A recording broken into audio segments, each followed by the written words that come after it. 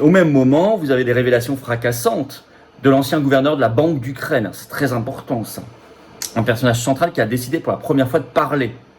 Il a fait sur son compte X 9 juillet, c'est tout récent, il a fait une vidéo avec un long texte au-dessus, donc qui s'appelle Kirilo Shevchenko. Et voilà, alors d'abord, sachez qu'il était gouverneur de la Banque d'Ukraine de 2020 à octobre 2022, donc c'est pas un opposant à Zelensky à la base. Hein.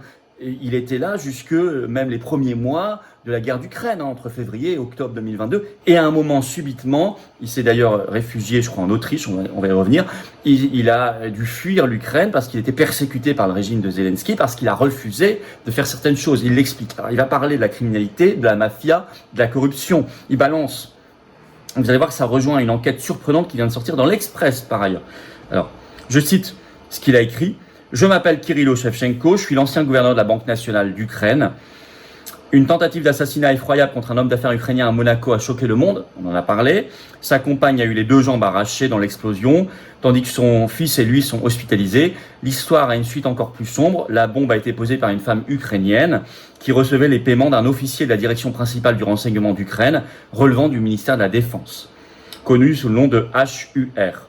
À son retour en Ukraine le 1er juillet, ce même officier lui a tiré une balle dans la tête. L'ensemble de l'affaire a été mis sous enquête et clos en seulement quelques jours. On s'en a été étonnés, effectivement, ensemble.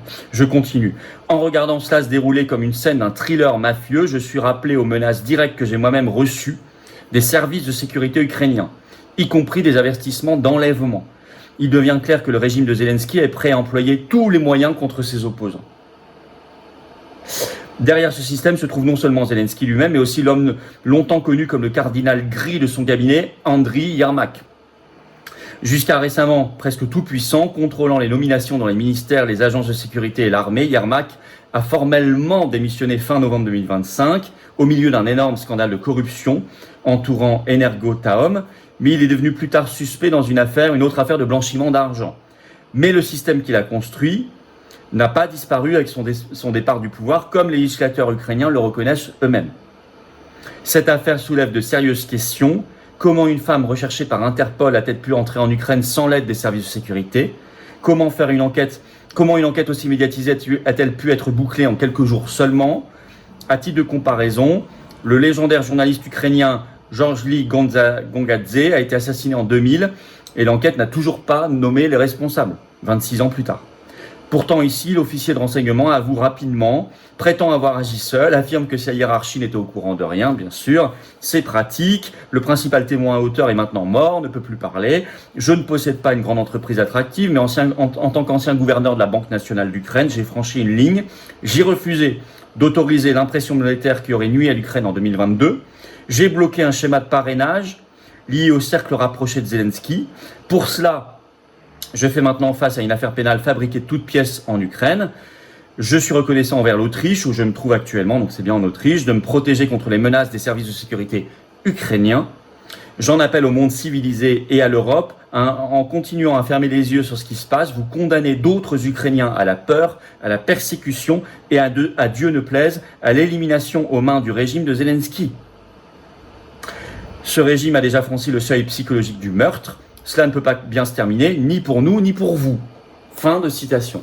Bravo, c'est courageux, hein, à Kirilo Shevchenko, cet ancien gouverneur de la Banque d'Ukraine, qui était reçu encore en grande pompe, par exemple, en mai 2022 à la Banque de France. Hein. Voilà, vous trouvez sur le site de la Banque de France, ça existe toujours.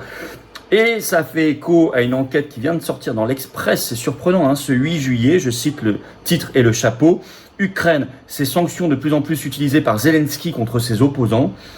Une loi permettant des sanctions promulguées en 2014 visant initialement les personnalités pro-russes est désormais de plus en plus souvent utilisée par le président ukrainien contre des adversaires politiques, explique le média Kiev indépendant. Alors tout l'article explique que c'est de plus en plus en dehors de l'état de droit. C'est de plus en plus dictatorial en fait. Voilà. Alors tout ça, ces révélations sont particulièrement gênantes, embarrassantes pour Zelensky et ses soutiens, donc le camp de la guerre.